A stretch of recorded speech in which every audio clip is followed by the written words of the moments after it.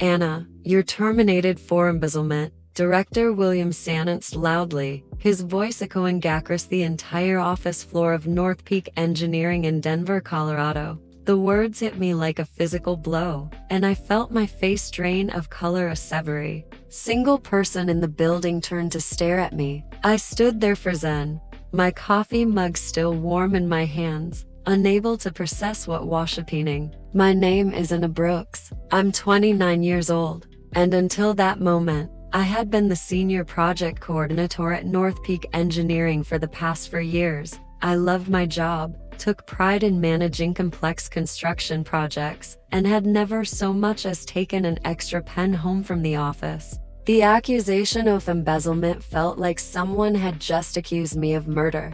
"Pack your things immediately," Director Williams continued, his face red with what he assumed was righteous anger. "Security will escort you out. We have evidence of your theft and we're considering pressing charges." The office remained dead silent except for the hum of computers and the distant sound of traffic outside. My colleagues, people I had worked alongside for years, shared lunches with, celebrated birthdays with, all stared at me with a mixture of shock and judgment. I could see some of them whispering to each other, probably wondering how they had missed the signs that I was supposedly a criminal.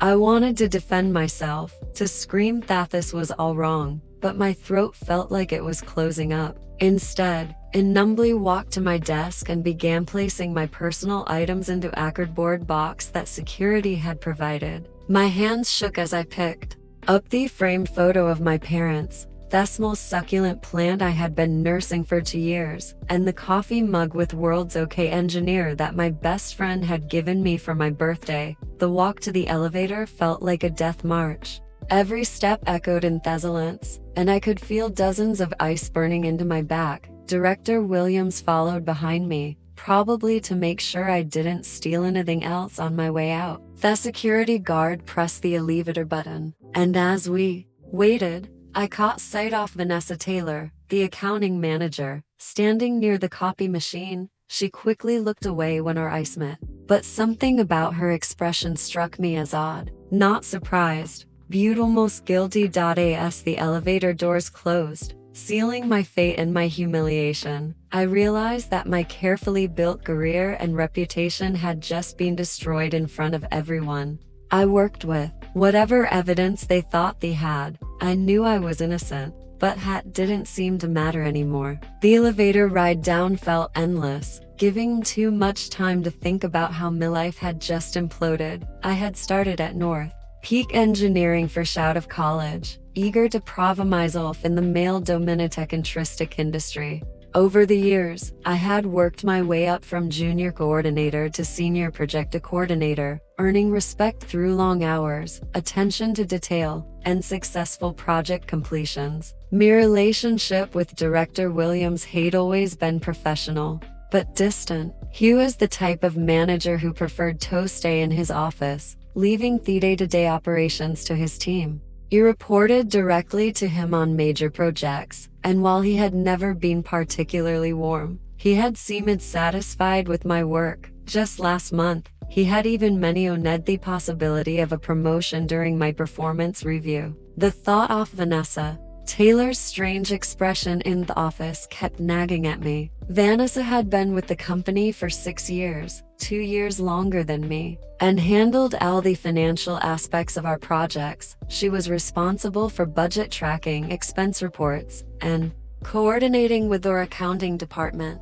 If money was missing from projects, she would be one of the first people to know about it. I had always found Vanessa to be somewhat cold and competitive, especially when it came to recognition from upper management. She often made subtle comments about how project coordinators got all the credit while accounting did all the real work. There had been a few instances where I had caught small discrepancies in budget reports which he had quickly corrected, claiming they were simple clerical errors.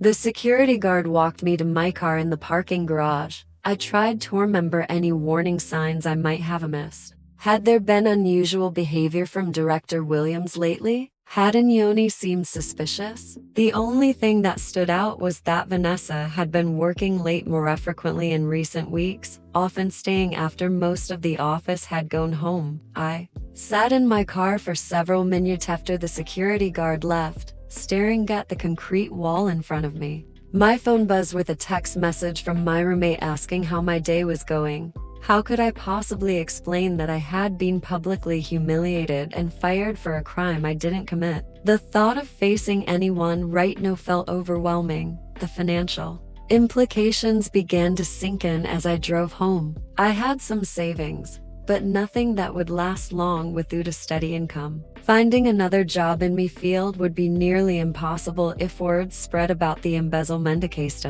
Who would hire someone with that kind of cloud hanging over them? But beneath the fear and humiliation, something else was growing. A cold, determined anger. Someone had set me up, and I was starting to have a pretty good idea who that someone might be. I wasn't going to let my career and reputation be destroyed without a fight. That evening, I sat at my kitchen table with my laptop, methodically going through every email, every project file, and every document I had saved on my personal devices. From work, if someone had formed me for embezzlement, there had to be a trail, and I was determined to find it. As I scrolled through months of correspondence, certain patterns began to emerge. Several times over the past 6 months, Vanessa had requested changes to budget allocations for various projects, always with reasonable explanations. A delayed shipment here, an unexpected cost overrun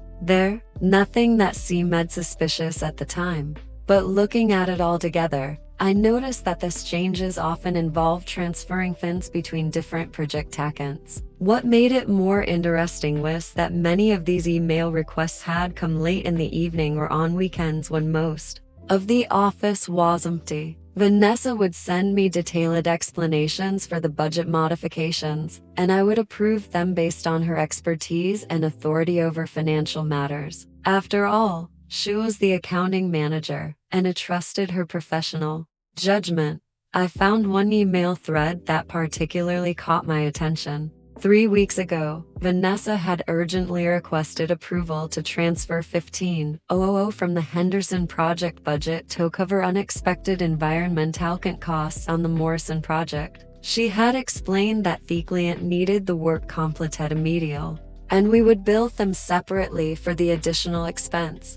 I had approved the transfer, thinking nothing of it, but now, reviewing the thread more carefully, I noticed said something odd. The original email from Vanessa had a timestamp of 11:47 p.m. on a Friday night. Who stays that La Teto process routine budget transfers? And we the urgency for something that could have waited until Monday? I started creating a spreadsheet documenting every budget modification I had approved over the past year. The amounts weren't huge individually, usually between $5 and $20,000, but they added up to a significant sum. More importantly, I realized that I had been approving transfers of money that I didn't actually have the authority to move. As project coordinator, I could approve project expenses, but major budget reallocations should have required Director Williams' signature. The more I dug into my files, the more convinced I became that I had been systematically manipulated. Vanessa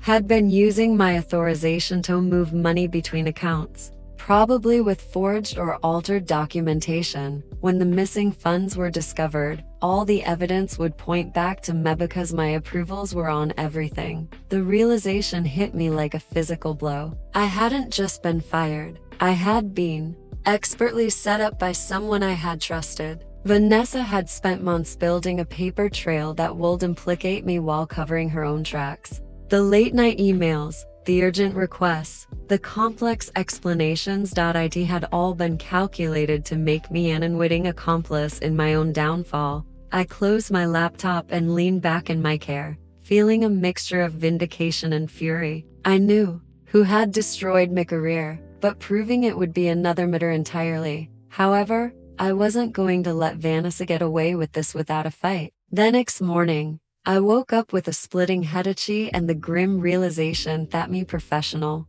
life was in shambles. I had barely slept, spending most of the night going through documents and building my case against Vanessa. Viewing suspicions and having proof were very different things. I decided to drive to North Peak Engineering's office, not to try to get me job back, but to observe. I parked across the street where I could see the employee entrance and waited.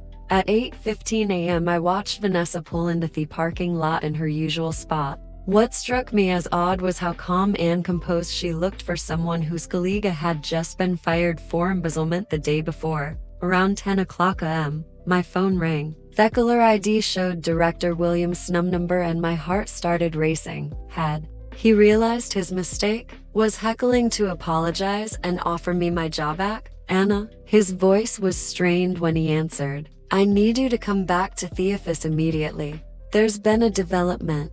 What kind of development? I asked, trying to keep my voice steady. Just get here as soon as possible. We'll discuss it when you arrive. 20 minutes later, I found myself back in the same building where I had been humiliated the day before. This time, Director Williams met me at the security desk himself, looking frazzled and avoiding eye contact. He led me to his office in silence, and I noticed that several employees stopped at their conversations to stare at me as we passed. Anna, sit down, he said, closing his office door behind us. I'm afraid I owe a significant apology. I remained silent, waiting for him to continue. It appears there was an error in our investigation. The financial dissipation we discovered they weren't caused by your actions. He ran his hand through his hair, looking deeply uncomfortable. Our accounting department identified some irregularities in budget transfers. They told us to believe you had been embezzling funds. And now? I asked, my voice barely above a whisper. Now we've discovered that the documentation supporting those transfers was falsified. The real perpetrator appears to be someone with much greater access to our financial systems than we initially realized. I felt a surge of vindication, but it was quickly overshadowed by anger.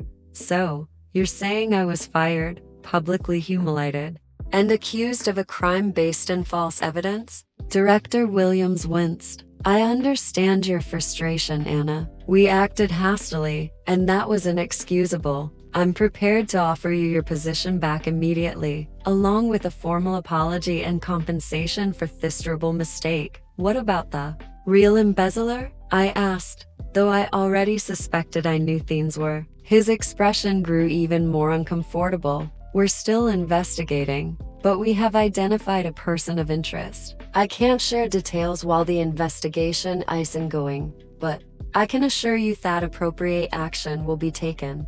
He stood up slowly, looking directly at them. Director Williams, yesterday you accused me of theft in front of the entire office. You had security escort me out like a criminal. You destroyed my reputation and my standing with my colleagues based on what? You're no telling me was obviously falsified evidence, Anna, please, and now you want me to just come back and pretend none of this happened? Took back into that office where everyone thinks I'm a thief? He opened at his mouth to respond, but I continued. How long have you known it wasn't me? How long have you known you made a mistake? The silence stretched between us for several long moments. Before he finalized word, we began to suspect there were problems with the evidence late yesterday afternoon. We've been working through the night to verify our findings. So, you've known since yesterday that you probably fired an innocent person. And you waited until now to call me. His face flushed red, and I could see he realized how damaging his admission was. The company had known they might have made a catastrophic error and had to send a wait rather than immediately reaching out to fix their mistake. I picked up my purse and headed for Theodore. I'll be in touch, Director Williams, through my attorney. As I walked out of Director Williams's office for TheScon time into days, I felt a strange sense of calm despite the storm of emotions churning inside me. The vindication of being proven innocent was overwhelmed by the fury of realizing how poorly the situation had been handled. More importantly, I now had confirmation that there was real evidence of fraud, which meant Vanessa's carefully constructed scheme was falling apart. It drove straight to a coffee shop near my apartment and called my friend Jessica, who worked as a paralegal at a prominent employment law firm. After explaining the situation, she immediately connected me with her boss, attorney Patricia Morrison, who agreed to meet with me that afternoon. This is one of the most egregious cases of wrongful termination I've seen in years, Attorney Morrison said after viewing my timeline of events. The public humiliation aspect alone gives you significant grounds for a lawsuit, but the fact that they waited nearly 24 hours to contact you after discovering their error shows a deliberate disregard for the damage they were causing to your reputation. What about the person who actually liambled the money? I asked. That's a separate criminal matter. Budit supports our civil case. The company's failure to conduct a proper investigation before terminating you demonstrates negligence. She leaned forward in her chair. Anna, I want you to understand that this isn't just about getting your job back. This is about holding them accountable for the damage they've done to your career and reputation. That evening, I received a call from Director Williams again. This time, Histon was noticeably different, more cautious, almost pleading. Anna, I've spoken with our legal department and we're prepared to offer a more comprehensive compensation package. We understand the gravity of our error and we want to make this right. What exactly are you offering? I asked. Full reinstatement with a promotion to senior project manager, a 20% salary increase, and a settlement payment to compensate for the distress this has caused. I almost laughed at the transparency of their panic. Director Williams, let me be clear about something. This isn't just about money or a job title. You destroyed my reputation in front of my colleagues and accused me of a serious crime. That's not something you can fix with a promotion and a raise. What would it take for you to consider returning? Complete transparency about your investigation and the identity of serial embezzler. I want to know exactly what happened and how you plan to clear me name publicly. There was a long pause where he responded. Anna, I can't discuss ongoing investigation, but I can tell you that we've taken decisive action regarding the individual responsible. Decisive action meaning what? Another pause. The person in question is no longer with the company. So, Vanessa had been fired. I felt a satisfaction in knowing that her scheme had been discovered, but it wasn't enough. She had tried to destroy my career and reputation to cover her own crimes, and simply losing her job seemed like a minor consequence compared to what she had put me through. Director Williams, I appreciate the goal, but I won't be returning to North Peak Engineering. My attorney will be in touch regarding the wrongful termination latest will be filing. Anna, please a reconciler. We can work this out without involving lawyers. You should have thought about that before you decided to publicly humiliate me, based on falsified evidence, I said, and hung up. As I sat in my apartment that evening, I realized that this situation had revealed something important about North Peak Engineering's culture and leadership. The fact that they had acted so hastily with such poor judgment and then tried to cover their tracks rather than immediately addressing their mistake told me everything I needed to know about working there. The following week brought a series of revelations that confirmed my worst suspicions about Vanessa's scheme. Attorney Morrison had filed a formal records request with North Peak Engineering, and their legal team, clearly eager to avoid a public trial, had been surprisingly cooperative in providing documentation. Anna, you need to see this, Attorney Morrison said during our meeting on Friday morning. She spread several documents across her conference table. These are the original budget transfer requests that Vanessa submitted along with the documentation she provided to support them. I examined the papers carefully. The transfer requests looked exactly like the ones I remembered approving, but the supporting documentation told a different story. Purchase orders had been altered, client communications had been falsified, and project timeliness had been manipulated to justify moving money between accounts. Look at the zone. Attorney Morrison pointed to a transfer request from 2 months ago. Vanessa claimed that the Riverside Plaza project needed an emergency budget increase due to unexpected foundation troubles. She provided what appeared to be communication from the structural engineer recommending additional work. I studied the document, but this engineer's letterhead looks wrong. The logo is slightly different from the ones you've seen before. Exactly. We contacted the engineering firm directly and they confirmed they never sent this communication. Vanessa fabricated it entirely. The sophistication of Vanessa's fraud was becoming clear. She hadn't simply stolen money. She had created an elaborate scheme involving forged documents, falsified communications, and manipulated budget reports. She had began systematically siphoning funds from multiple projects over several months, using my approval authority to legitimize the transfers. How much money are we talking about? I asked. Based on the documentation they've provided so far, approximately 87,000 across 6 different projects. I felt sick. Vanessa had stolen nearly 90,000 and had been prepared to let me take the blame for all of it. If Director Williams hadn't discovered the fraud was more sophisticated than initially believed, I would have been facing criminal charges. There's something else. Attorney Morrison continued. North Peak's internal investigation revealed that Vanessa had been accessing the company's financial systems outside of normal business hours. She was logging in remotely on weekends and holidays to make changes to records and delete evidence of her activities. So she was covering her tracks extensively, but she made one crucial mistake. The company's IT department maintains backup logs of all system activity, and those showed the pattern of after-hours access. When they cross-referenced those logs with the timing of budget discrepancies, it became obvious that someone with administrative access to financial systems was manipulating codes. I thought about all the late-night mails Vanessa had sent me requesting gap approvals for budget changes. She had been working on her scheme during off-hours, probably thinking she could avoid detection by conducting her fraudulent activities when no one else was around. What's particularly damaging for North Peak, Attorney Morrison added, is that their investigation showed multiple red flags that should have been caught much earlier. Vanessa's pattern of after-hours system access had been going on for months, but no one in management was monitoring for that kind of suspicious activity. So they're liable not just for wrongfully firing me, but for failing to prevent the fraud in the first place.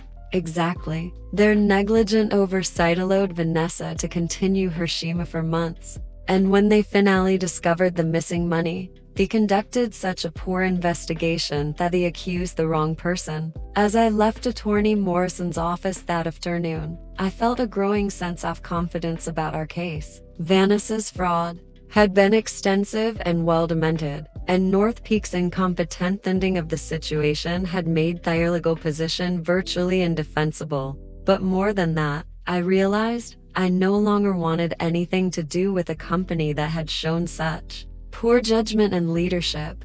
3 weeks after my wrongful termination, Attorney Morrison called with news that would completely vindicate me and expose the full extent of North Peak Engineering's negligence. Anna, the district attorney's office has decided to press charges against Vanessa Taylor for embezzlement and fraud. She said they're also investigating whether to pursue charges against Director Williams for negligent supervision. Criminal charges against Director Williams? I asked, surprised. The investigation revealed that he ignored multiple warning signs about unusual financial activity. Apparently, North Peak's external auditors had flagged irregularities in project budgets during their last review, but Williams dismissed their concerns without proper investigation. The news got even better. More importantly for our case, North Peak's board of directors has decided to settle rather than face a public trial. They're offering a settlement of to 5,000 plus a public statement acknowledging that you were wrongfully terminated and that you had no involvement in any financial impropriety. I felt a surge of satisfaction. Not only would I be financially compensated for the damage to my career, but my reputation would be publicly cleared. What about the public statement? They've agreed to send a formal apology to all employees and clients, explicitly stating that you are innocent of all charges and that their investigation was flawed. They also provide positive references for any future employment opportunities. That afternoon, I received a call from an unexpected source. Megan Walsh, one of my former colleagues at North Peak, had heard about the settlement. "Anna, I had to call and apologize," she said. "We all believed what Williams told us about you, and we should have known better. You are always the most honest person in that office." "I appreciate that, Megan. It means more than you know. There's something else you should know. After word got out about Vanessa and the settlement, 3 more employees have come forward with concerns about Williams' management. There's talk that the board might force him to resign." The thought of Director Williams facing consequence for his incompetent litterfish felt like perfect justice. He had been so eager to publicly humiliate me based on false evidence, and now his own career was in jeopardy because office negligent oversight and poor judgment. 2 months later, I was sitting in the office of Marcus Thompson, the CEO of Driftline Construction, one of Denver's most respected engineering firms. He had contacted me directly after hearing about my situation through industry connections. "Anna, I've reviewed your work history and spoken with several people who worked with you at North Peak," he said. "Everyone speaks very highly of your skills and integrity. We'd like to offer you a position as our senior project manager with a starting salary that's 30 higher than what you were making before." I accepted the position immediately. Driftline Construction had an excellent reputation in the industry, and working there would not only restore my career, but advance it significantly. On my first day at Driftline, I received a text message from Attorney Morrison. "Vanessa Taylor plead guilty to embezzlement and fraud. She's been sentenced to 18 months in prison and ordered to pay full restitution." Director Williams submitted his resignation yesterday. The news felt like the final piece of justice falling into place. Vanessa was facing real consequences for her crimes, and Williams was paying the price for his incompetent leadership. That evening, I called my parents to share the good news about my new job. "I'm proud of how you handled the situation," my mother said. "You could have been bitter and angry, but instead you fought back professionally and restored your reputation." She was right. I had refused to be a victim of someone else's criminal behavior, and I had used the legal system to hold both Vanessa and North Peak accountable for their actions. As I prepared for my second day at Driftline Construction, I felt genuine excited about my career for the first time in months. I had not only survived Vanessa's attempt to destroy me, but I had emerged stronger and more confident than before. Vanessa Taylor's elaborate embezzlement scheme ultimately led to her complete downfall. After pleading guilty to fraud and embezzlement charges, she was sentenced to 18 months in federal prison and ordered to pay $87,000 in restitution to North Peak Engineering. Her conviction made her unemployable in any financial or administrative role, effectively ending her career in the industry. The criminal record followed her for life, serving as a permanent reminder of how her greed and willingness to destroy an innocent colleague had backfired catastrophically. Director Williams faced his own consequence for his negligent oversight and rush to judgment. After the board of directors reviewed the investigation, they concluded that his failure to properly supervise financial controls and his hasty decision to publicly terminate me without due process demonstrate unfitness for leadership. He was forced to resign in disgrace, and the public nature of his failure made finding comparable employment extremely difficult. As I settled into my new role at Driftline Construction, I reflected on the entire experience with a mixture of satisfaction and hard-earned wisdom. The $250,000 settlement had provided financial security, but more importantly, the public vindication had restored my professional reputation. I had learned that fighting back against injustice, even when it seemed overwhelming, was not only possible, but necessary for maintaining one's integrity and self-respect. Looking back on my revenge journey, I realized that the best form of justice had been letting the legal system and the truth speak for themselves. Sometimes the most powerful revenge is simply refusing to be a victim and allowing those who wronged you to face natural consequences of their own poor choices.